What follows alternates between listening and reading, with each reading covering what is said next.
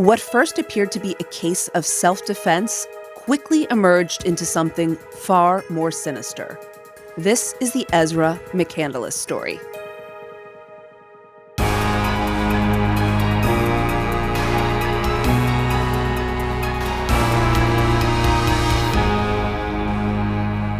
Hi, listeners. Today we are very excited to be joined by the fabulous women of the podcast, People Are the Worst. One of my favorite titles, I have to say, very fitting. Right. This is Rebecca and Rachel, and if you have not listened to their podcast, if this is your first episode, it will not be your last. Welcome, ladies. Hey, Women&Crime listeners. I'm Rebecca Blackstock. That's my identical twin sister and co-host, Rachel Cassinger. Hi. Hi. And we hate people. No, I'm just kidding. We've been into true crime. Here's a little spiel about us, a little background. We've been into true crime since we were about 8 years old when our mother shooed us away from looking at JonBenet Ramsey's face blasted all over the news in 1996. Been into it ever since. And we also went to high school with Natalie Holloway, and having such a tragedy hit so close to home and really, seeing an investigation on this side of things really solidified our passion for it. I guess our shtick, if you will, is that every case we talk about has a plot twist or some sort of shock factor you won't see coming. The goal is to make you audibly gasp at least once per episode. We love a holy shit moment. We really try to cover lesser known cases. We won't cover Ted Bundy. You already know it. Also, as our listeners know, we do not cover old timey crimes. You will never hear us cover a case from the 1800s. We find them boring and uninteresting. And look, I'm sorry it has to be that way. I'm just being honest. Yeah, I have to tell you, I'm not a huge fan of the old-timey crimes either. There you go. I'm very excited to be working with you on this episode. Today's episode, thank you. Mm-hmm. For today's episode, we're going to let Rachel and Rebecca do the storytelling, and then Amy and I are going to break down the science of this very complicated offender. And as usual, we'll examine whether or not the criminal justice system worked. So buckle up, because this is one heck of a ride. This one's a doozy, for sure. Yeah. Yes. So we'll turn it over to you ladies to get started. Let's go. Let's do it. Okay, I'll jump right in. On March 22nd, 2018, around 4:15 p.m., an 89-year-old dairy farmer named Don Sipple was just about to sit down for dinner at his home in Springbrook, Wisconsin, when someone started pounding on his front door. Don answered it and was met with something horrifying. There was a very distressed young woman. She was shaking and covered in mud, bruises, cuts, and blood. Her clothes were torn and she had no shoes on, a terrifying sight for this sweet old farmer. Yeah. She tells Don she doesn't remember anything except being attacked, which was very clear. So Don brings her inside and immediately calls 911. Within minutes, EMTs, a police officer, and a state trooper get to Don's house and put her in the ambulance. On the way to the hospital, they ask her what happened, but she's sobbing. She can't remember anything. She just kept saying that she got them off of her. So they're shit. Them? Yeah. It's one man? Is it multiple men? She said she doesn't know. She couldn't remember anything, which we know trauma can very much impact memory. Wait, what year is this? Sorry. This is 2018. Okay. They get to the hospital and doctors find stab wounds on her thighs, arms, and on her hands, which look to be defensive. And most bizarre, someone had carved the word boy into her left arm. They're like, what the hell? Boy. B-O-Y. Okay. They learned that this young woman is 19-year-old Ezra McCandless. And over the next few days, they're working with her to try to recover what happened. And as her memory comes back, we learn the most insane, bizarre story. But first, a little background. Ezra McCandless was born on October 6, 1997 in Stanley, Wisconsin. Her mom, Rosalina, was only 14 years old when she had her. Oh, my God. I know. And her biological father was never in the picture. Oh. But when Ezra was around 4 years old, her mom married a man named Joe Carlin, who was a correctional officer, and Joe legally adopted Ezra. So she's always known him to be, that's her dad. Yeah. Her childhood didn't sound great. Her mom and dad were both very strong-willed, so they argued with each other a lot. Money was tight, so Rosalina, her mom, worked all the time, so Ezra had to fend for herself a lot. Yeah. Oh. When Joe would discipline Ezra, he did so with a lot of name-calling. Oh, I know. No, thank you. He called her stupid. He said she wouldn't amount to anything, things like that. Being a kid, she would start to cry, but he didn't find crying acceptable. So he would say things like, I'll give you something to cry about. Screw you, stepdad. Well, it's a real, no. Well, not biological, but he adopted her, but yes. All right. Screw you, dad. Right. So Fine. he never physically abused her, but she said she was for sure emotionally abused. Yeah. Sorry, I just want to say this is not setting the stage for healthy development, let's say, going forward. Right. Calling her stupid. That is, can you imagine? No. Yeah. Perfect brain development behavior from your safe space. Right. Perfect. Yeah. When she was 12 years old, Rosalina and Joe got divorced, but he stayed in Ezra's life. Yeah, pretty much. He did stay in Ezra's life. Eventually, they did have a good relationship. As she grew into an adult, they were fine. Oh. In high school, Ezra quickly fell into the artsy crowd. She loved art. She drew all over everything, even her car. She had a white car with black. It was her blank canvas. So there's black drawings all over it. The court document kept saying doodles, but I'm like, she's good. I mean, you'll see. Only to her own car, I hope, because some might call that vandalism. Sure. No, just hers. Okay, great. Do what you will. I'll post a picture of it. When she was around 16 years old, she discovered that she was gender fluid. For a bulk of high school, she felt more comfortable being masculine and started presenting herself as male. But note, this changed in her late teenage years, and she started identifying as female, and it stayed that way, even currently. So that's why I'm sticking to female pronouns, just FYI. Yeah. But the point is, she was fluid, and as one of her friends said, she just wanted to be her own person, do her own thing, carry on. Right. Part of that, though, was her name. Ezra's birth given name was Monica Kay, but in 2015, when she turned 18 years old, she legally changed it to Ezra McCandless.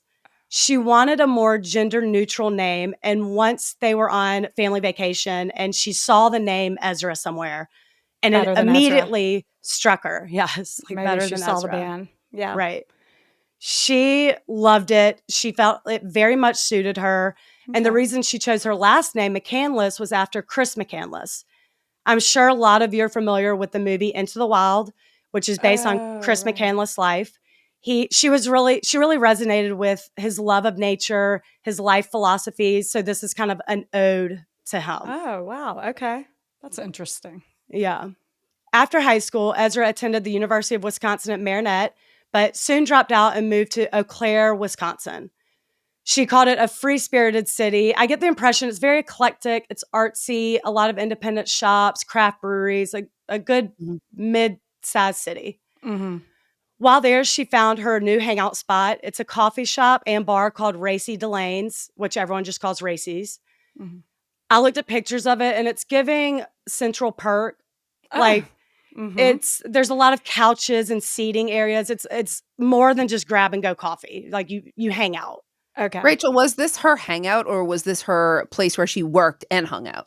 No, she just hung out here. Oh, okay. I thought you worked there. Got it. Thank you. She got a job at Joann's Fabrics. She meets someone who does work there. So she's spending a lot of time there. And in the summer of 2017, while at Racy's, she met a guy named Jason Mangle.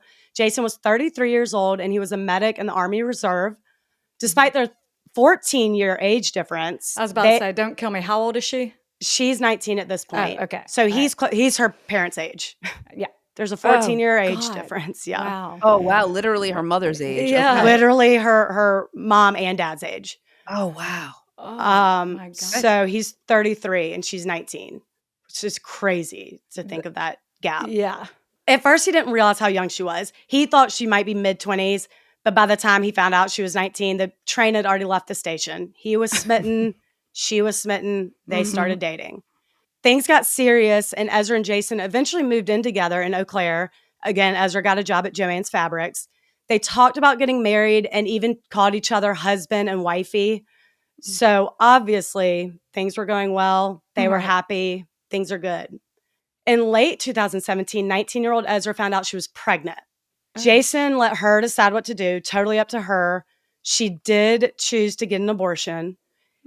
The only date they could do was October 6th, which was ironically her 20th birthday, which is bummer. Jason drove her to the clinic, even paid for it. But unfortunately, after that, their relationship was not the same. He cut off all physical intimacy. He started sleeping on the couch.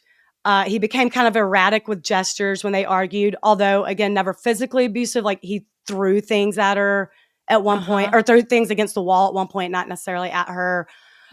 She said he was kind of micromanaging everything she did, her makeup, her weight, even though she's little. He was saying, you're putting on weight, and she's like, weigh 95 pounds. Right. He called her stupid, which I'm sure felt great knowing what she went through as a kid. This guy's an asshole too. Wait, so he lit her too, but he just resents her. He did not want her to get an abortion, sounds like. Yeah, I really don't know what switched. I don't know if he was fully on board. I think he maybe secretly wanted to keep it, I guess, but he just, I'm sure that they're not the first couple to go through something like that. And they're not strong enough to take it. Yeah. But so it's just becoming really volatile, but they were determined to make it work. Right after this, then later, October 2017, so literally weeks after she ended the pregnancy, Jason and Ezra were hanging out at Racy's, and Ezra looked over to see this guy writing in a notebook very intently. And it caught her eye because Racy's was pretty busy at the time, and she was like, why is he so, like, what is he so focused on and how? It's loud, it's whatever. So out of curiosity, Adderall. It's a hell of a drug. So out of curiosity, she asked him, what are you writing about? And if his answer isn't the scariest icebreaker, holy shit, I don't know what is. What? He said cannibalism. Oh, great. Can I sip? I'll have a seat then. Wow. Yeah. That is eerie as shit. Okay. So his name was Alex Woodworth. Alex was a 23-year-old barista at Racy's, and he was in school getting his degree in philosophy. He wanted to be a professor. Shocked by this answer, obviously, Ezra asked him to elaborate, and he talked about the anxieties of being someone's meal.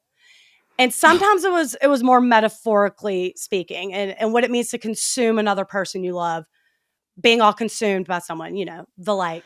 But then it was like absorbing the person you love so they wouldn't or couldn't leave you because now they're a part of you. Ew. Can I just point out that I also remember someone famous saying this as a reason for cannibalism, and his name was Jeff Dahmer? Yeah, there you go. Okay, just wanted to add that in. Go. Yep. Oh, that's so true. Yeah, it's I don't remember him saying that. Yeah, that's crazy. That batshit crazy. Especially for our first conversation. What are we talking about here? We're in a coffee shop. At least they're in public. I was just like, thank God it's this busy. I know. All his coworkers are around because he works there. And she's like, God. this guy? This guy's working there? You might have thought that would have been the end of the conversation, but yeah. You might. That's not what we do here at Women in Crime and People Are the Worst. No, it's not. She was morbidly curious. I get it. I'd probably be like, what's that now? What's that? Can I read it? Yeah. So eventually, they're having this conversation. Jason was talking to other people, but eventually he does walk over and he joins them. And from that moment on, the three of them really hit it off. They started hanging out, the three of them, especially Ezra and Alex, which you would think Jason, her boyfriend, would oppose that. But he was encouraging it because they were very like-minded. They're obviously way closer in age. They had the same life views. Ezra was going through a lot, having just had an abortion. Jason thought Alex could provide support for her. Okay. So Alex and Ezra start getting very close. They go on long walks. They confided in each other about their past and childhood. He told her about his struggles with depression, his not great relationship with his dad, just, getting real deep. Yeah. Between their blossoming friendship and her relationship with Jason going through a rocky period, it may come to no surprise that eventually Alex and Ezra start having an affair. Yeah. It started emotionally at first. Then in late October, early November 2017, so they've really only known him for like a month, Jason was out of town and she ended up staying over at Alex's house. And that's when it turned romantic. Yeah. After a couple months, though, Alex became increasingly intense. And I mean that in a lot of ways. Like, he would write these long, the court document kept saying essays, but they're journal entries. Okay. He'd write these entries and read them to her, sometimes in the middle of sex. And they were, a lot of them were dark. I know, it's not weird. I must have and missed a lot of them were dark. Yeah. He would read them. And I'm like, wow, you show restraint. If I know my husband, and I think I do, he couldn't stop if a freight train was coming at us. Reading from your diary? I don't think so. Oh my God. I can't think of any quicker way to get me out of bed than stop and reading a dark journal entry. I'd be like, yeah, okay, well, we're not doing it. So a few examples of these journal entries were, a lot of them, again, talked about cannibalism. This is something that comes up a lot. They talk about cannibalism all the time. That's so also nihilism, which I was not familiar with, but essentially the thought of life having no meaning. Are y'all familiar with that? I honestly had never heard of that. Yeah. The thought of life having no meaning. So you it's just like a philosophy. It's like a philosophical thing. Yeah. Then nothing really matters is the vibe I get. One said, I've half-heartedly tried to isolate myself from you, afraid I would taint you, yet I love you. I'm sorry for this failure on my part. I know my touch would kill you, yet I reach out. This is my sin. Okay. Sorry. Just during sex. That's so hot. During sex. That's very hot. Erotic always contains violence, and that can't be avoided. I tried to escape the monster I became with you. I have a habit of breaking people's lives for the sake of my sadism. Ooh, things like that. Heavy stuff. Big ass red flags. Yeah. So in addition to that, their sex started becoming more aggressive. They'd blindfold each other. He'd choke her, cut her clothes off. And she was fine with it. She was like, explore, I'm open. Yeah. Go for it. Okay. One thing she later said bothered her was that Alex preferred that she identify more masculine. She said he told her that it was attractive to him because she seemed more confident that way. He sometimes called her boy, but that just wasn't her anymore. She aligned with her feminine side, so she did not like that. Right. That's interesting. Yeah. You can't tell someone what you, okay. Yeah. So all of this is going on. And at this point, Jason, her boyfriend, is none the wiser. Alex is encouraging Ezra to break up with Jason and commit to him, but she's not ready for that either. Things get even heavier in 2018 when Alex told Ezra that he tried to take his own life. And at that time, he called her and she was with Jason. So the two of them rush over and like Jason is bandaging up his wrists and like he has no idea what has been going on. Oh, wow. Needless to say, this is getting very volatile. And the jig is up when Jason finds text messages in Ezra's phone. Jason looked through her phone and saw text messages from Alex and it confirmed they had been having an affair. One night, Jason confronted them at Racy's, and this was the end of it for Ezra. They both wanted her to commit to them. She loved them both. She didn't know what to do. So in early February 2018, she broke up with both of them to give herself time to think and figure it out. It's a wise decision. Is she still living with Jason, or did she move? When she broke up with him in early February 2018, she was living with them. So she moved back in with her mom. Oh, okay. But we know that one relationship when you're young, I mean, she's 20 at this point, it's not that easy. So they do eventually start talking. They don't speak for like a couple of weeks. Then she and Jason start talking again. Eventually they start hooking up a little bit again. One night, as the story goes, and it's just about to get more twisted. So stick with me. One night, after they hooked up, Ezra fell asleep and Jason started going through her phone again and found text messages between her and John Hanson. Fuck's that? John, yeah, I know. So I'm like, one more. Okay. John Hanson is one of their other guy friends. He's actually friends with Alex and Jason. They just, they're in the same Ezra, this is getting quite messy. It's messy. Quite messy. Okay. I don't know what the text said, but it was at the very least flirtatious because when he saw it, he lost it. He woke her up. She was asleep. So he woke her up to confront her and threw her phone against the wall and it broke. Then immediately he called John and put him on speaker with Ezra right there and was like, what's going on. I read these texts. John's denying anything happened. Ezra's denying anything has happened. Jason doesn't believe it, obviously. So eventually Ezra admits it. John gets off the phone. Ezra admits it, but tells him it's not what he thinks. It happened while Jason was away for National Guard duties, and she went over to John's house to hang out. And while there, they started drinking wine, which led into a lot of wine. She eventually gets so drunk she throws up, completely blacked out. She doesn't remember a lot of the night. Finally, she fell asleep, but when she woke up, John was having sex with her. He had fully taken advantage of her. So now Jason is really fuming at John. Right. Can I point out, though, this is all according to Ezra? Is that right? Okay. Yeah. And while women don't usually false report sexual assault, there is a small percentage, 2% of women who do. And I'm wondering, if this is going to fall into that category. Yeah. Is it really 2%? I was about to say. Yeah, Wow. it's 2%. Wow. That's what can be established. According to the last FBI report, it was 2% of all cases are false. So most women are reporting honestly. For sure. Right. For sure. Wow. I absolutely lean that way. Like, yeah, I'm probably going to believe you. Yeah. Yeah.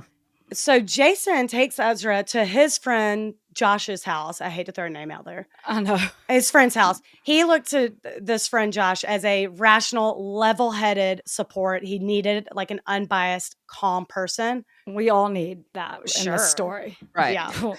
Maybe we should have him join the call. I know. And now is he rational? 'Cause this is Now getting we're real bringing messy. on Josh. Josh, welcome to the show. Can you imagine? Josh, though, like out of fear for how angry Jason was, he was scared of what Jason might do to John. So he called police, as a preventative measure. He was like, Wow. we need really get someone over here. There may have been a sexual assault. Her pseudo boyfriend is furious. Like, let's get over here. Yeah. So police got there and they brought Ezra down to the station to give a statement about what was going on. And she told him that John assaulted her. They took her statement. They're investigating it. Meanwhile, though, Jason and Ezra start working it out. And by mid-March, they're talking about getting back together for good. They're going to go to couples counseling. They're going to work it out. Then everything took a turn for the worst. Alex knew that Jason and Ezra were starting to rekindle, but he wasn't fully out of the picture yet. So on March 22nd, 2018, around 12:50 p.m., Ezra went over to Alex's house to have a conversation about their relationship and just get closure. It's over. She really wanted to make it clear that the affair wasn't a mistake. She was fine being friends, but it never should have happened. She wanted to be with Jason. While they're in his room talking, they're the only ones at the house. Mm-hmm. But they're in his bedroom talking when they suddenly hear a phone ringing in the other room. And she knew immediately it was Jason's ringtone. Oh. Forgot you could assign ringtones. Okay. Yeah. Well, yeah. So Alex and Ezra walked out of the room and Jason's standing there. Oh, sorry. It's Jason's phone. Jason's phone was ringing. I thought you meant her cell phone was ringing and she could tell it was Jason calling because of the assigned ring. Okay. No. Oh, shit. They're the only ones there that they think, and that the door's closed and they hear a phone ringing in the living room and they're like, that's Jason's phone ringing. Oh. So wow. Creepy. I know. Alex and Ezra walk out of the room and see Jason standing there, obviously, and they asked what he was doing there, and he said he was worried, so he's just checking on them. They both said they were fine, they just needed to talk, and at this point, Alex is visibly on edge. He's really annoyed that Jason showed up. Jason agrees to leave, but Alex and Ezra were like, it's fine, we're going somewhere to talk anyway. So all three of them go to walk outside, and the cops are there. They're pulling up. So they're very confused. Apparently, Alex's house is right next to a school. And when one of the janitors saw Jason ride up to Alex's house on his bike, I guess he was kind of pacing outside in the driveway trying to figure out what was going on because Ezra's car was there. The janitor got spooked and called to report a suspicious person. If you see something, say something. That's nice right. job. I know. Right? I was like, you were on it. He was like, listen, we're in elementary school. I'm not doing this. Love this that guy looks Love sketchy. Josh. Yeah. He did it. Yeah. We have two people in the story doing the right thing. The right okay. thing. So and far, now, so good. the janitor. Welcome. I'm just kidding. What led you to do that? Good for you. So yeah, they walk out and the cops are there and they're like, what's going on? So the police talked to the three of them to make sure everything was okay, which all three confirm it was. The cops left and made note that Alex and Ezra left in Ezra's very distinct white car with black writing all over it. Oh, right. Yeah. Or drawings all over it. And Jason left on his bike. Roughly 3 hours later, Ezra was banging on Don Sippel's door, begging for help. Oh, okay. So now we're back at the hospital. She's being treated for her wounds, and they give her a sexual assault exam. Detective Ryan Prock is trying to get a statement from Ezra, but she can't remember anything. She remembers being really cold and scared and feeling like she had to keep running because she was so scared. And he asked who she was so afraid of, and she said, Alex. All the while, like while she's talking to Detective Prock, she's begging them to call Jason. She asked for him over and over again, so they're trying to track him down, as well as Alex, obviously. Again, Don's house was in Springbrook, which is like 20 minutes outside of Eau Claire. So she has no idea where her car is, where Alex is. So they're shifting all efforts to finding both of them. And even though she said like just then that she was afraid of Alex, she initially said they attacked her, or she got them off. Yeah. So given the background to this sordid love triangle, they want to talk to Jason too. Detective Prock gets in touch with Jason and tells him the situation, so he rushes down to the hospital. He tells the detectives that he and Ezra were exes and used to live together, but they were talking about getting back together, even though he knew things were still very complicated with Alex. He also confirmed that he went over to Alex's house earlier that day to see what was going on. He found them to be arguing. They weren't screaming, but arguing, but it was very tense. He said you could cut the tension with a knife. Then the police showed up. Y'all know the rest. Yeah. Obviously, Alex is their number one suspect after talking to Ezra. Detectives kept calling his cell phone to no avail. So they went to his apartment or his house, and they went to Racy's because, again, he works there. He's not there. They also check his bank records, but there was no activity.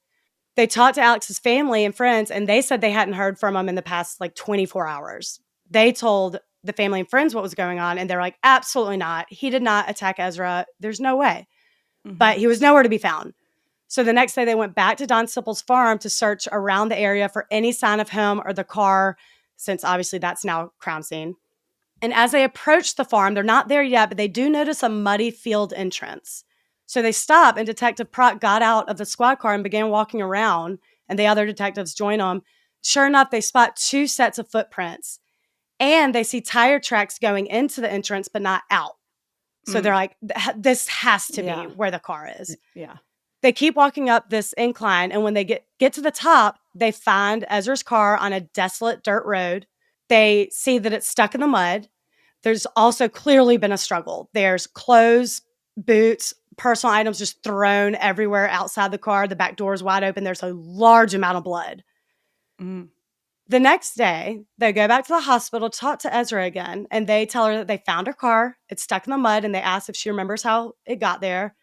And by now, it's been almost 2 days. So she starts to remember that when they left Alex's house, they go to find somewhere to talk, just kind of driving aimlessly. I think they wanted to find a park or something, but they're talking about their relationship and how everything's gone down. He knew that she wanted to get back together with Jason. He was very frustrated with that. So she started getting very anxious and asked if he could drive. Like, she didn't even know where she was going. He kind of didn't either, but she wanted to switch because she could feel like a panic attack coming. Oh, okay. So he said, sure. They switch. And eventually Alex pulled off the road and onto this dirt road. Neither of them had ever seen it before. It's really unfamiliar. But again, they're about 20 minutes outside of town. He thought it just looked like a nice place to walk around and talk. They ended up, again, getting stuck in the mud. And while they're trying to figure out what to do, Alex starts referring to her in masculine pronouns, which he knew she didn't identify with anymore and made her really uncomfortable. That is so disrespectful. I can't imagine how that would make me feel. I'd be like, yeah. I mean, okay. Then it got heated, and he grabbed her by the arm. So now she's really scared and anxious. And suddenly he carves the word in her arm, boy. The next thing she knew, she was in a fight for her life. The next thing she remembers is being hurt, feeling pain, and then it goes black. She finally comes to when she's running towards Don's house. She remembers like realizing there was a house there, going to the door. So she's telling Detective Prock all this. He's examining the carving more closely, and it's in her left arm because she was in the passenger seat. He was in the driver's seat. And then he looks at Ezra and says, "Why is the carving facing you and not upside down?" He said, "Oh, shit. If he wrote this, it would be upside down.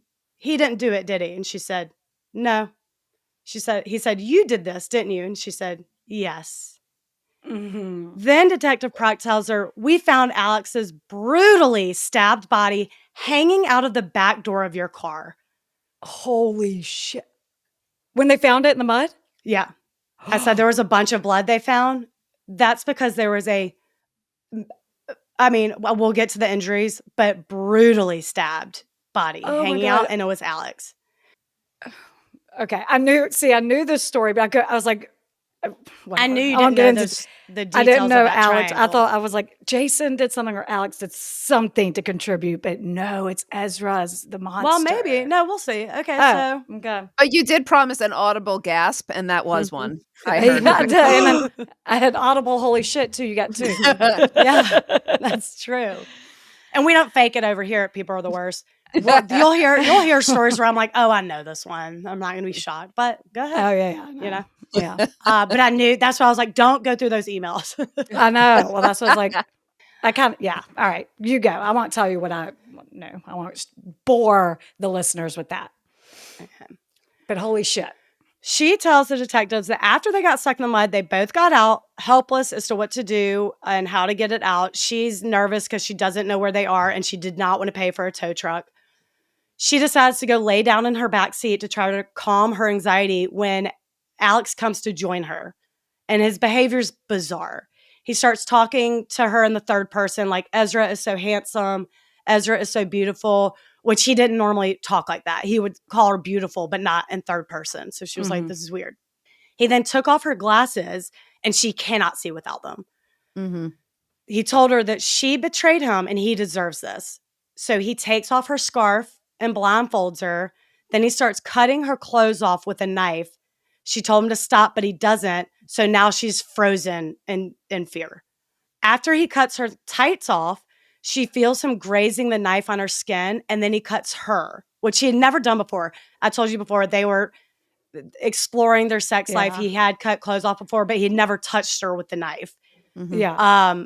So now she's really scared, and he's cutting her. Then he just stabs her in the leg.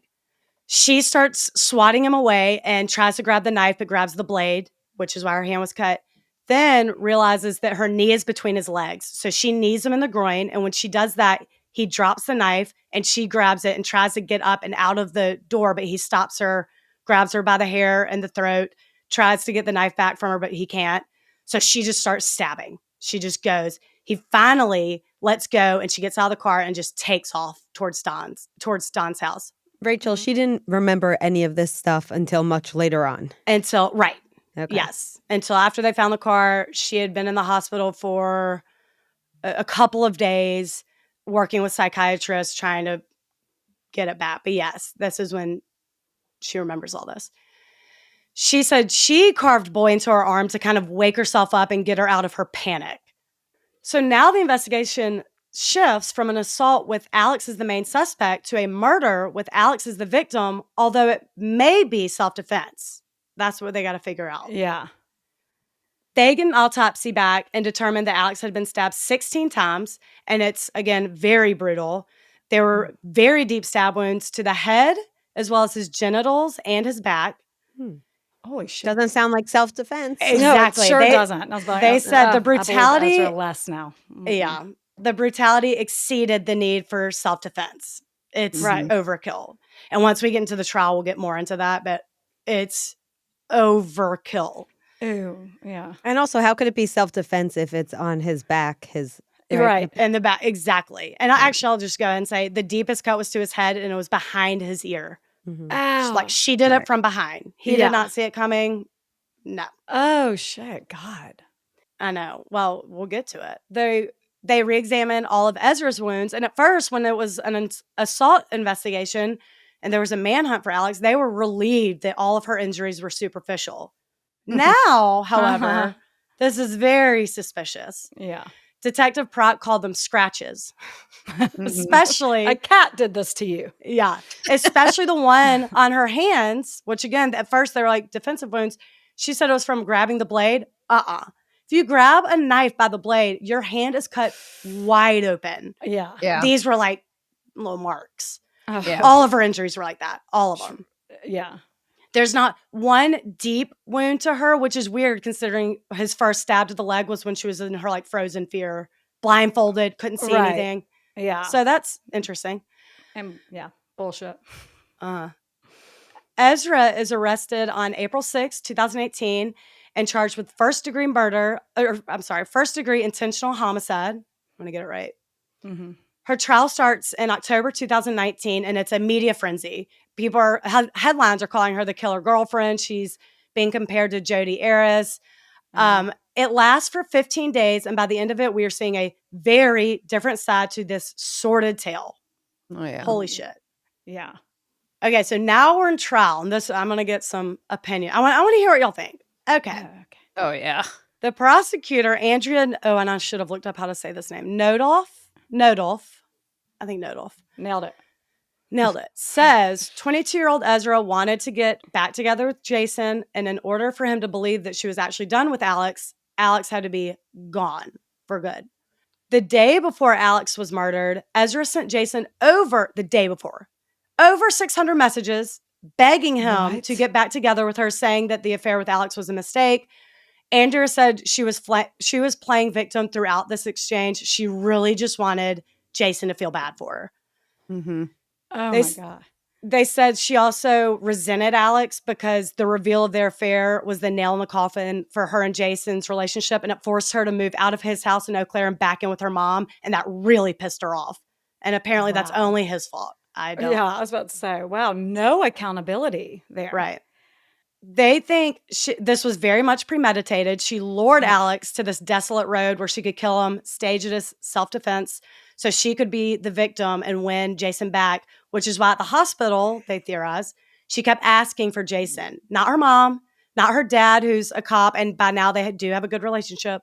She asked for Jason over and over.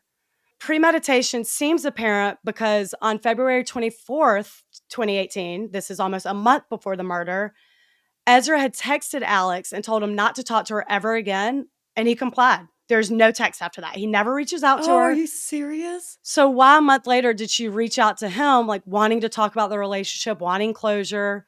She really like used him as a pawn. Yeah. That's so shitty. Prosecution side for sure. Jason testified and said the day of the murder, Ezra, there's one part I cannot wait to hear Rebecca's reaction. Actually, everyone's reaction, because has nothing to do. It's not even a crime, but it's, wow, I'll tell you. Okay.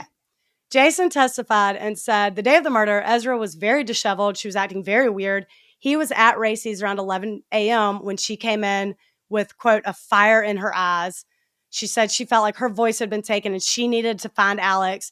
She told him at that time she wanted to return his water bottle and bookmark. She later said it was to talk about the relationship and get closure. I'm like, but it must have been a very important bookmark. Right. Bookmark. Okay. Well, I mean, very special. I know. Dog ear that shit.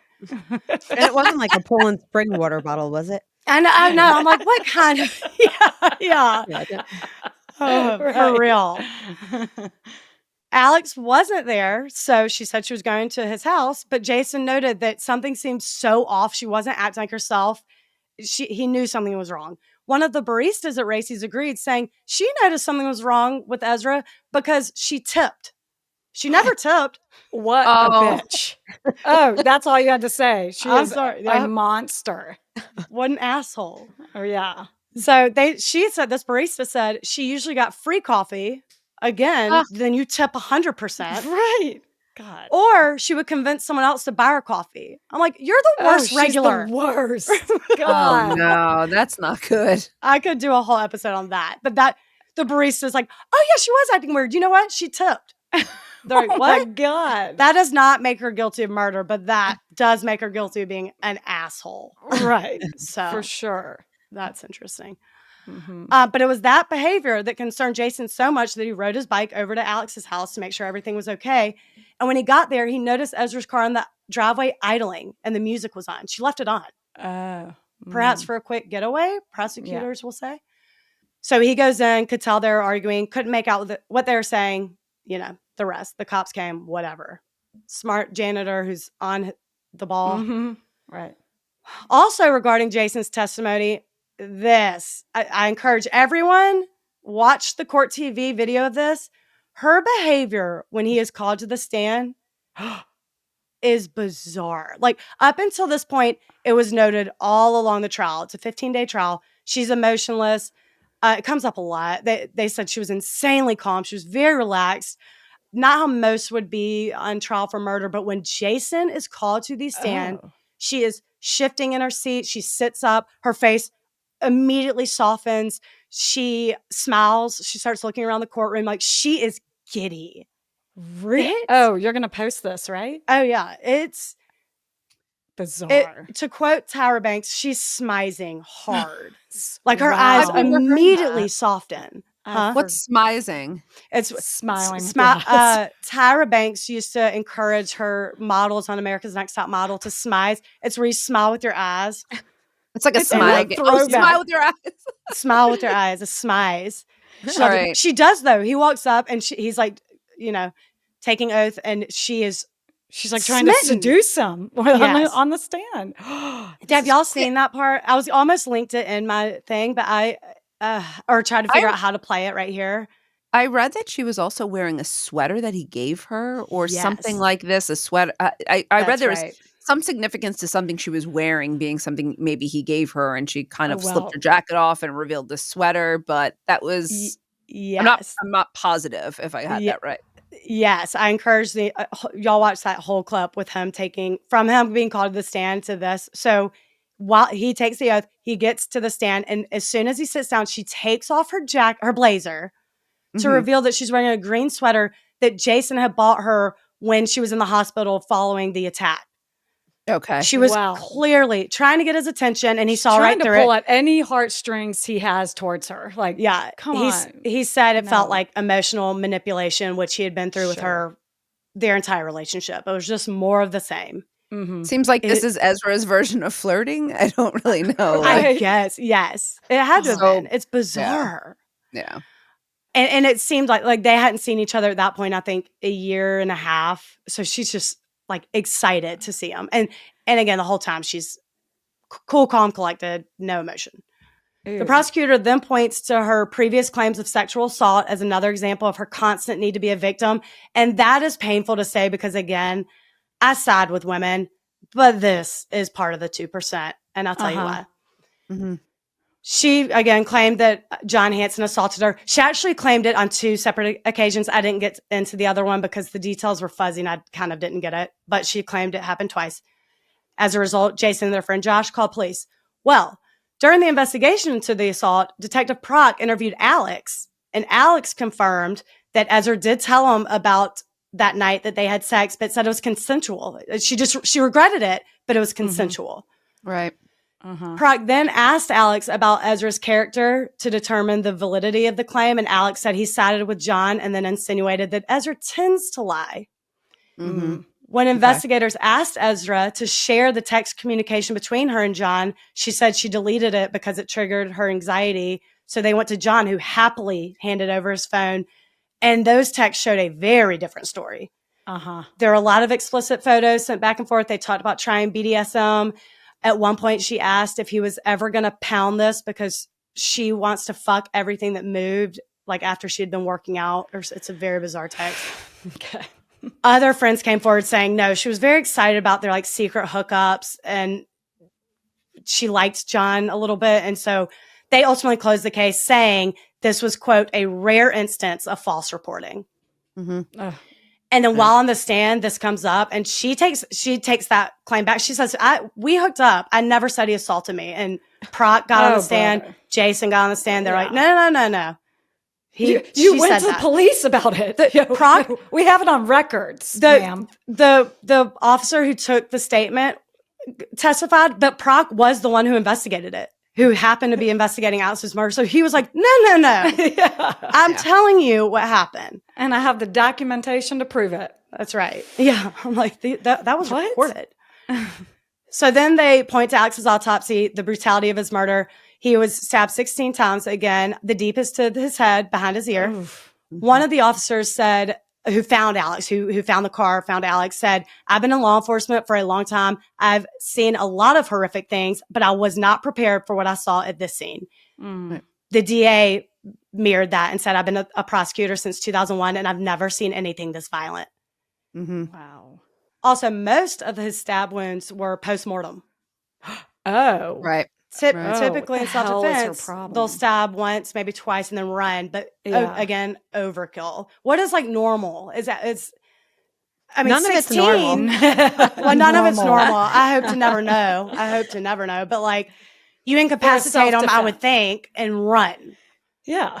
It's not always normal though to run, to be honest. When people talk about their response, I wouldn't say that's always the case. Yeah, some people will retreat. But it's also, there's no typical number, I guess. So people always go, it's overkill. And yeah, it definitely seems that way.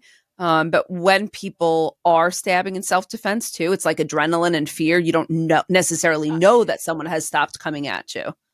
So you're just stabbing repeatedly. So it can be overkill, but it can also be a genuine fear and an uncertainty to just keep going until you feel safe. Yeah. Oh, wow. That makes sense, actually. That makes sense. Well, and then that makes sense in one of her. So when she was I'm not saying that's what happened here. No. I'm just saying that's another just angle. For conversation's sake. Yeah. Well, and at one point, and I didn't even include this because the changes in her stories, it was getting very confusing. Yeah. So at one point she did tell Proc that after she was done defending herself, she saw how bad he was bleeding and started putting pressure on to stop the bleeding and help him. And he was like, he was attacking you. Why didn't you run? Or why did it take you so long to run to Don's house? And she was like, I don't know. I thought he needed help. So I was like, is that a thing? Maybe. I think I would sooner call 911. Yeah. I don't know. If it were me, I don't know. It's hard to say in those situations what you would do if you're actually being attacked. Now, she's the murderer, clearly. So none of this is relevant. Yeah. Sounds like. Well, and we'll talk about it because the defense hasn't gone yet.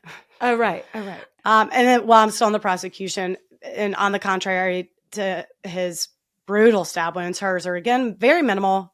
One of them cleared up. One of them that was on her right here on her jawline cleared up within 2 days. They could not see the scratch 2 days later. It's cat scratches. Yeah, literally. And then of course she admits boy was her, not Alex. They did give her a sexual assault exam. Did not find Alex's DNA, but based on her account of what happened, it didn't get that far. Yeah. They gave it to her because at the hospital, she said she thought she may have been assaulted since her clothes were cut, but she didn't remember. So that I'm like, that's fine. Yeah. They said Alex had no history of violence. They point to that. Everyone talked about how he's the nicest guy, the biggest nerd, very loving. His controlling nature that Ezra paints is bullshit. They say he never preferred her to be masculine. One said he said that. The person who testified to that said that was all bullshit. We'll never know. Wow. I mean, unless it's written in his journal, I don't know if we'll know that. But his friend said that's not true. Oh, wow. Yeah. They point to her inconsistencies, agreeing that trauma can cause a lapse in memory when you're so stressed, and then it comes back when you're less stressed. But they're like, but not lie. It doesn't call you to lie. She said he did the boy thing, and she knew that wasn't true. Right. So, who knows? Forensic psychologist Dr. Joni Johnston testified about Ezra's childhood, saying Ezra likely felt that her upbringing was chaotic, and it would have been easy for her to feel an instability in her life, physically and emotionally. She craved the attention she didn't get when she was younger, especially because her biological father was absent and her mother was so young and working all the time. Mm-hmm. Because Jason was still her friend after they broke up, she wanted to turn that friendship back into a romantic relationship. So she developed a coping mechanism that included playing the victim, and it made her feel in control because she could manipulate other people, which is their point throughout the prosecution. The state's argument is she is the victim. This is all crap. They even point to her Instagram saying that she put up a quote that read, "I'm the fox, I'm the tricky one." She's tricky. That's what I tell my kids. That's a tricky person. Yeah. Don't trust that tricky person. Don't trust anyone, really. Well, I mean, they're all the worst. They're all awful. Except y'all. Not y'all. Thanks. Again, the defense argues self-defense, saying he was obsessive. He wanted her to choose him over Jason, and when she didn't, he attacked her. They use his journal entries to back that up, all the bizarre entries, which it's true. I mean, I watched the testimonies. Those entries are dark. They're bizarre. But he was studying philosophy. A lot of people called him a deep thinker. To me, he's 23, she's 20. They seem sort of emo, nobody understands us type, I just think it was one of those relationships to me. Right. The defense goes on to say that after the attack, Ezra doesn't have sound judgment. She's just simply trying not to pass out. That's why she carved boy into her arm, which they recognize is abnormal, but it was an abnormal and very stressful situation. So what can you do? They go over her childhood and how sad it was, her dad calling her stupid. This is interesting. Okay. Which, again, she wasn't allowed to cry. That may be why she was emotionless during trial. She said she tends to close up if she's feeling some sort of way. She shuts down. Okay. Again, she was told crying's not okay when she's, 10? God. Yeah. God, Ezra's adopted dad would hate me, cry all the time. I love a good cry. It's the only reaction. It's not only emotion. It really is. Happy, cry. Sad, cry. Stress, cry. Right. They, of course, talk about what you can go through after an abortion, also traumatic.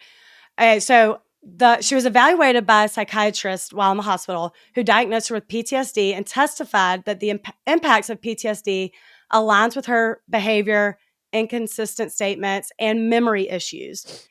It can also cause her to regress. And this is what I found kind of interesting. When Dawn Sipple called police, Ezra was in such a panic that she couldn't remember her own name. But when she got to the hospital, she said her name was Monica, which was her name at birth. She regressed back to the person she was before she was 18. And that had happened before. When Ezra was 16 years old, she got in a pretty bad car wreck where a horse ran out in front of her car and she hit it. She had to go to the hospital and was fine. I don't know about the horse. But that's a big wreck. That's a big wreck. Yeah. A few years later, she ended up being fine. A few years later, while she was dating Jason, she had legally changed her name to Ezra. She's 18, 19 at this point. She got in another car accident and hit her head so hard that she was unconscious. Oh. When she woke up in the hospital, the doctors asked her name. She said Monica. And then she asked, "Is the horse okay?" Oh, she regressed back to the 16-year-old who got in the car wreck. And they're like, how many years later was the second one? 2 or 3. Wow. Were they saying that she had PTSD from the event with Alex or from something from childhood? Childhood and being attacked is what they thought could have happened. If what she's saying happened and she was attacked, definitely that. But based on her childhood, he was testifying to her childhood being not good. I've just never heard PTSD used in that way to explain your childhood can certainly affect your later outcomes, but I've never really heard it referred to as PTSD. Have you, Meghan? Depends on what it actually was. Like, was it like if it was an not incident, childhood, maybe in general, but I guess an no. event. I have heard of I've heard of kids that were raised in war-torn areas suffering from PTSD. So that would be a whole. But I don't know specifically about her case. Yes, I was wondering about that too because while it does seem, a dad calling you stupid, it's sad. But I was like, there must be, and her childhood, the details on it are very vague. So there may be some darker, specific things that happen that were not out there. I couldn't find them. I could only find the verbal and emotional abuse. But I guess he is talking about the PTSD from childhood because that was his example, was her car accident with the horse. And then 3 years later, before this attack from Alex, as she claims, Right. She got in another car accident and woke up and asked about the horse. And he was like, see, that's a sign of PTSD. She regressed. And so I just thought that was interesting. That is interesting. They point to evidence. The defense points to evidence from the scene saying there was blood dripping downward on Alex's pants, suggesting he was standing up while he was being stabbed. So they're saying like he was still assaulting her. He was standing up. She had to stab him 16 times to get him down. That one's okay. This one, okay, stay with me here. Ezra was wearing 3 layers of clothing during this attack. A base layer, a sweater on top of it, and a jacket on top of that. Your face looks perplexed. It's March in Wisconsin. It's freezing. Okay. Sorry. Yeah. So the jacket was open. So that was not cut. The sweater and base layer were both cut right down the middle. The sweater didn't have any blood on it, but the base layer did. That means Ezra couldn't have cut her own clothing after she stabbed Alex to death because her hands would have been covered in blood, in Alex's blood, and she would have transferred the blood to all 3 layers of her clothing, but only the base layer had blood on it.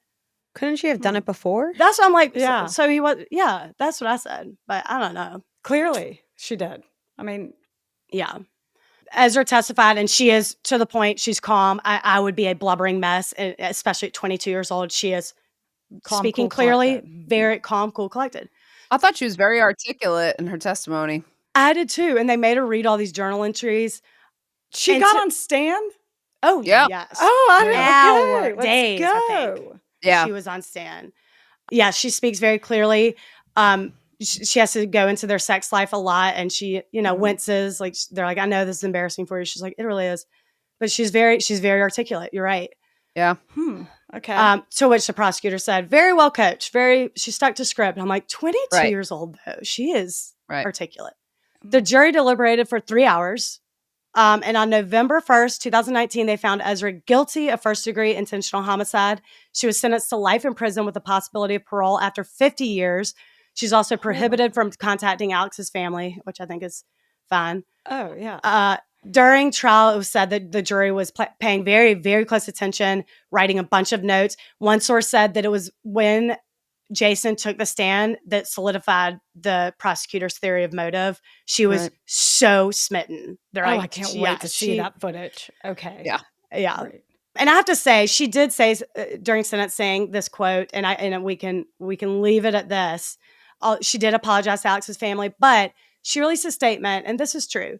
It said, quote, she felt re-traumatized after this trial and said, quote, if you breathe, it'll be used against you. If you cry too hard or too much, she's fake. If you don't cry enough, she's heartless. If you smile, she's not taking it seriously. If you keep your face calm, she's unfeeling. Daily, smile, not too much. It's okay to cry, but not too much. Don't react, but make sure you show who you are. The battle for justice has only begun. It's true. Yeah, she can't win. Yeah. Very true. You're damned if you do, damned if you don't. And I will say, while keeping her composure during trial, during sentencing, all the victim impact statements, her mom, her dad, Don the farmer gave a statement. She is sobbing. Oh, really? Yeah, it all releases right there. What did Don have to say? That they had been communicating back and forth, and she had been sending him her artwork, which she had eventually sold, but she doesn't sell it anymore. And he believed that she was truly a good person and hopes that she doesn't have to spend the rest of her life in jail. Again, she is sobbing during that. It's very unusual that he would have gotten up, right? Like you wouldn't think that. He didn't know her, but they just started talking in jail, and he said, I hope to continue the friendship. He has since passed, but he was 89 years old when that happened. Wow. So she'll be eligible for parole in 2070 at 72 years old. She did file an appeal as recently as September of this year, and it was denied. So far, denied. All right. Yeah. So she broke up with Alex, and he complied, though. Like, this is such a senseless killing. It's very hard to be on her side, although you're giving me, like, mixed emotions. I'm like, well. Yeah. Well, at least via phone. But he worked at races. She's at races all the time. Maybe they talked a lot in person. I don't know. Okay. It seems, I lean towards they got it right. Just they got it right. She's just obsessed with Jason. And that was her game to win him back. Yeah. It seems like that. I mean, I know Amy wants to speak to that a little bit, but I will say I think that Ezra had a delusion that a couple of women in other cases I've seen, and that is that the delusion is if Alex was never in the picture, if he's gone completely, if Jason never knows he existed, it's like he never existed. This never happened. I never ruined the relationship. So, like, the removal of him is negating anything that happened. And I have seen this happen, especially in love triangles, where a couple like says, all right, one will say, if you get rid of that person, if you kill them, it will prove your love to me, and that person will be forever out of our life. So it's like it never happened. And I think it is part delusion. And I do think that that plays a factor here. And I'll let Amy speak to also maybe some of Ezra's personality disorders I think we see. Yeah. I was surprised that there wasn't a public clinical diagnosis. I don't know if that means that she was never evaluated. So me and Meghan can talk about what her behavior, certain behaviors might be indicative of possible personality disorders, but there's really no way to know. But she really seems like something's going on, like maybe borderline personality disorder or what's called histrionic personality disorder. She is she's attracted to these like volatile relationships. It's almost like she thrives in chaos, which makes sense given her upbringing. Her upbringing was very unstable. She was constantly, it just sounds like people were in and out of her life. Even, with Jason, they met pretty quickly, moved in together, had an abortion. They loved each other. They hated each other. They were together. They weren't, so it's kind of like she's thriving on, it's like almost like performative, attention seeking, as you mentioned, playing the victim. She just desperately wants to be seen, I think. So it is sad because I think she certainly is a victim in some ways. But I don't think there's any world in which this was self-defense. I don't know if you see that, Meghan, but I don't see any signs of that. Whose knife was it? Oh, so she had it in her car. Her dad, from the day she got her license, always had a knife, put a knife in her car that could cut through a seatbelt. So it was hers. Okay. That would have been also an instrument. I don't think this was self-defense either. No, the story doesn't logically make sense to me. It does seem like she was unraveling 600 texts the day before. She's unraveling. God, I forgot about that. And that's what I'm saying is delusional. She sees Alex as the barrier to this relationship with Jason, but he's not the barrier anymore, right? But if she she's can the barrier because if she's she was cheating. She cheated. Yeah. she was cheating. She's the barrier. I definitely agree with Amy. I think this is borderline personality, histrionic. I think she has antisocial What is traits. histrionic? Do you want to explain histrionic? It's just another personality disorder where there's a bunch of different traits that make up. It's in the DSM. It's just a clinical diagnosis. And it's usually, people you see promiscuity. Why can't I say the word? Promiscuity. Promiscuity. You see promiscuity, attention-seeking behavior, volatile relationships.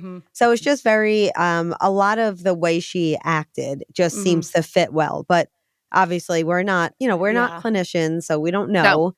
But it's interesting. She definitely seemed to have those though. And then, so at the end, I mean, I think the jury got it right. So she was sentenced. I just want to also briefly talk about the system. She was sentenced to life in prison with parole after 50 years. I sense that she could have been given straight out life in prison with no option for parole. So I know that Wisconsin has sentencing guidelines as well. Sentencing guidelines meaning that they take the seriousness of the crime, criminal history, determine what an appropriate sentencing range is. But then they also look at other factors because those guidelines aren't mandatory. They're advisory in Wisconsin. So judges can look at things like her character, her history or personal characteristics, her age, and then protection of the public. So they can weigh all of these factors and in determining what would be best. And I think 50 years, which is a very long time, she'll be very old. I think the judge was saying, we're saying you are probably the most serious offender, but we're giving you one small option to be possibly redeemable because I think that she was under a certain age and he didn't, he viewed that. He was viewing her youth as, I think, a mitigating factor to allow her the possibility of parole. I think that's a really strong point. And just to add to that also, if you're giving someone life without the possibility of parole, they have no incentive to follow any institutional rules. So I think, I think, it's a good strategy just to try to keep the prison population. If somebody thinks that they have the chance of getting out, they're going to comply much more and not, ruffle feathers. I mean, 50 is a lot. But if she wants to get out, because she'll be what, in her 70s? She'll be 50 years. 50 years, though, means that she serves 85%, right? Right. Is that what they have in Wisconsin? Well, it's truth in sentencing, so I think it's 85%, and that's the incentive also. So there's a possibility of parole in 50 years, 85% of that sentence, which is still a very long time. However, as Amy said, it's like incentivizing people. Like, why not just give them That is so full interesting. I never thought of that. That's a good point. Yeah. Wow. I mean, and she started that sentence at 22 years old. Do we know how she's been behaving back there? No. I mean, I think, her appeal for a new trial was denied. I do know that. So, So she was so outside of her mind and panic, saying it was self-defense, whatever, ran to what's his face's house. That can't even remember Don's house. Can't even remember her own name. Could she remember how to spell boy? Like how far does that go? Yeah, your name's a muscle memory. Spelling boy, I'm sure is too. But if she does that come into play, or is it? I think that's one of the most confusing parts about this case is I can't quite understand it. It reminds me and Meghan discusses a bit. It reminds us of like Sherry Papini case where she branded herself. Yeah. Very obviously a very different circumstance, but for somebody, to self-harm like that, that also shows that she was dealing with she had something going on. People don't typically hurt themselves if they're mentally healthy. So I think her doing that, it's a very interesting layer. What she chose to write. Did she do it because she wanted, at first, obviously, it seems like she did it so she could say that Alex carved it. And her, until she was caught, then she had to, change the story. But it doesn't make any sense to me why she would do that to herself for any reason other than to support her story that he was disrespecting her by calling her masculine. Right. Almost makes you wonder if she should have tried for an insanity plea rather than self-defense. That's a valid point. Probably worked better. Well, I think her attorney saw the journal entries and was like, bingo. Yeah. I mean, she should have taken a plea, actually. I don't know if she was offered one. Right. Maybe they didn't offer her one, but I didn't see that they offered her one. Don't they almost always offer? Isn't it very rare for them not to offer a plea? Very rare, but also sometimes they'll keep the plea under wraps. So we usually hear about it, but it's possible that she was offered a plea and then it was very secret. Like, no one released that information and it wasn't spilled to the press. But almost always they're offered a plea. I feel, I just want to end, I know we're coming to the end here, and I will say that I had a small part of me that was sympathetic because, and I'm not usually, but, I did see a girl who was very unstable, someone who was very unsure. I think she looked at Jason almost like the missing father figure. He was, represented something different. So, I mean, I do think that at some level she planned this crime. I don't think it was self-defense, but there are certain factors for sure that you could say, maybe you feel a little bit badly for her. In general, that did not change my mind about her guilt and her punishment. Her punishment is still appropriate. So, right. I agree. Yeah, it seems like she really needed Jason's approval, especially probably after he started calling her stupid, did the same things her dad did. I'm like, oh, that probably drew her in more. Yeah, and this is also one of those cases that we teach about where it's almost the perfect storm. You see like biological explanations, but also environmental explanations that can explain her behavior. And then something that we didn't mention was she had those 2 accidents. Could there have been some neurological issue from those accidents? We know, brain injuries definitely have a high correlation with later violent offending. So there's just a lot going on here. She had a lot of strain in her life. dealing with a lot of stressors. She wasn't bonded well to the community, to her social family. bonds. Yeah, she didn't have it doesn't sound like she had a stable job. I don't know if she had friends. So there's a lot of criminological theories that can help us understand an offender like her. Yeah. I was wondering about the car accident too, because the second one it said she had a head injury. Oh, wow. Which could alter your personality. I mean, it could alter your personality significantly. Yeah, unfortunately, I think she was suffering from, as Amy pointed out, all these, which makes her like the perfect storm, kind of. And poor Alex was just a... Poor Alex, yeah. Yeah. Wow. A senseless killing. Poor thing. Is there any way to end on a high note here? Or no? I don't think so. This was fun. No, but I did really enjoy this. This was awesome to take time. And thank y'all for taking time to collaborate. Before we head out today, can you ladies just tell our listeners where they can find you? Sure. We are on all major podcast platforms, Apple, Spotify, what have you. You can also follow us on Instagram. People Are the Worst _pod. And the same thing on TikTok. Great. And YouTube? Oh, and YouTube. Oh my gosh. Sorry. Yes. We're recording this right now, aren't we? We are. Okay, and great. YouTube, same thing. People Are the Worst podcast. You will find us. You'll see our cover art. Yeah. And thank y'all so much. Excellent. Thank you again. And thanks you to our listeners.